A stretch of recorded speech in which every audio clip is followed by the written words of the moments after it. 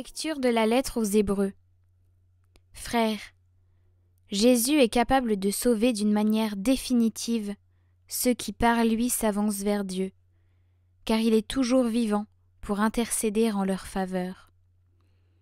C'est bien le grand prêtre qu'il nous fallait, saint, innocent, immaculé. Séparé maintenant des pécheurs, il est désormais plus haut que les cieux. Il n'a pas besoin, comme les autres grands prêtres, d'offrir chaque jour des sacrifices, d'abord pour ses péchés personnels, puis pour ceux du peuple. Cela, il l'a fait une fois pour toutes, en s'offrant lui-même. La loi de Moïse établit comme grands prêtres des hommes remplis de faiblesse. Mais la parole du serment divin, qui vient après la loi, établit comme grand prêtre le Fils, conduit pour l'éternité à sa perfection. Et voici l'essentiel de ce que nous voulons dire. C'est bien ce grand prêtre-là que nous avons, lui qui s'est assis à la droite de la majesté divine dans les cieux, après avoir accompli le service du véritable sanctuaire et de la véritable tente, celle qui a été dressée par le Seigneur et non par un homme. Tout grand prêtre est établi pour offrir des dons et des sacrifices. Il était donc nécessaire que notre grand prêtre ait, lui aussi, quelque chose à offrir. À vrai dire, s'il était sur la terre, il ne serait même pas prêtre, puisqu'il y a déjà les prêtres qui offrent les dons conformément à la loi. Ceux-ci rendent leur culte dans un sanctuaire, qui est une image et une ébauche des réalités célestes, comme en témoigne l'oracle reçu par Moïse au moment où il allait construire la tente. « Regarde, dit le Seigneur, tu exécuteras tout selon le modèle qui t'a été montré sur la montagne. » Quant au grand prêtre que nous avons, le service qui lui revient se distingue d'autant plus que lui est médiateur d'une alliance meilleure, reposant sur de meilleures promesses.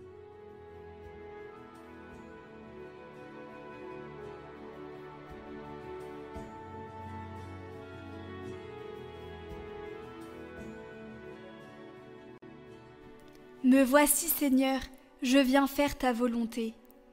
Tu ne voulais ni offrande ni sacrifice, tu as ouvert mes oreilles.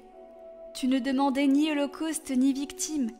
Alors j'ai dit, voici, je viens. Dans le livre est écrit pour moi ce que tu veux que je fasse.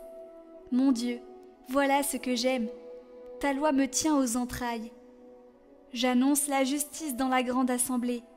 Vois, je ne retiens pas mes lèvres. Seigneur, tu le sais. Mais tu seras l'allégresse et la joie de tous ceux qui te cherchent.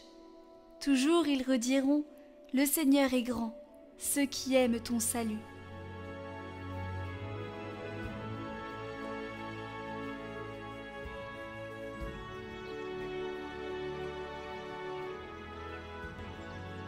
Évangile de Jésus-Christ selon saint Marc. En ce temps-là, Jésus se retira avec ses disciples près de la mer, et une grande multitude de gens, venus de la Galilée, le suivirent. De Judée, de Jérusalem, d'Idumée, de Transjordanie, et de la région de Tyr et de Sidon, vinrent aussi à lui une multitude de gens qui avaient entendu parler de ce qu'il faisait. Il dit à ses disciples de tenir une barque à sa disposition pour que la foule ne l'écrase pas, car il avait fait beaucoup de guérisons, si bien que tous ceux qui souffraient de quelque mal se précipitaient sur lui pour le toucher.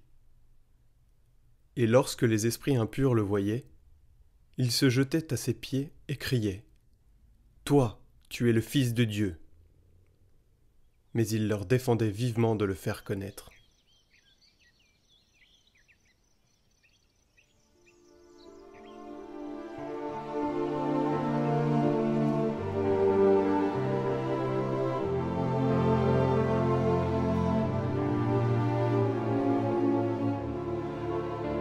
Commentaire de saint Jean 23.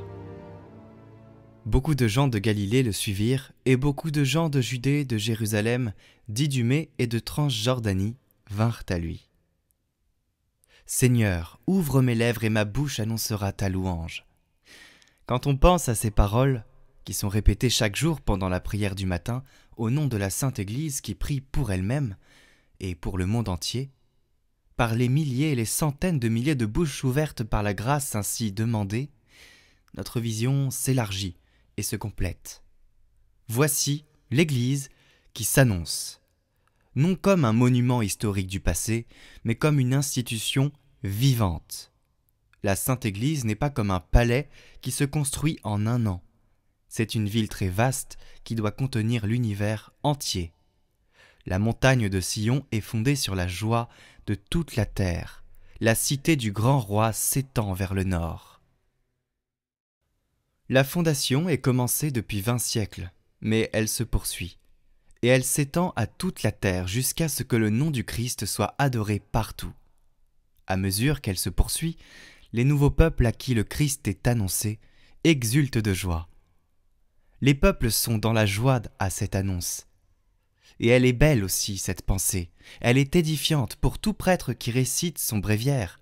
Il faut que chacun s'applique à fonder cette Église vivante, cette Église sainte.